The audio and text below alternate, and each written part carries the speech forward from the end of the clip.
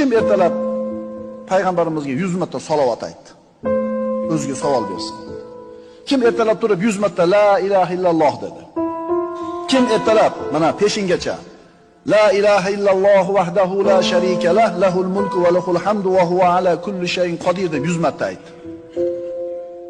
Aytganlar yutuqda bugun. Aytmaganlar yutkizdi. Kunimiz shunday o'tyapti.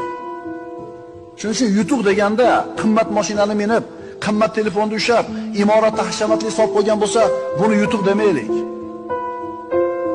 Kim Allohga va payg'ambarga itoat qilsa, mana shu odam katta yutuqqa erishibdi deyapti. Kim aytayapti buni?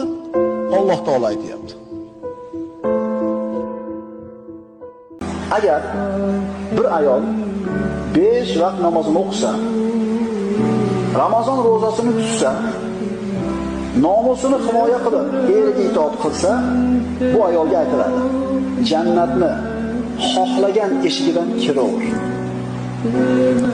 5 mahal namoz o'qisa, ro'zasini tutsa, o'zini pokiza saqlab, erini itoatida tursa, jannatni xohlagan eshigidan kirib keladi.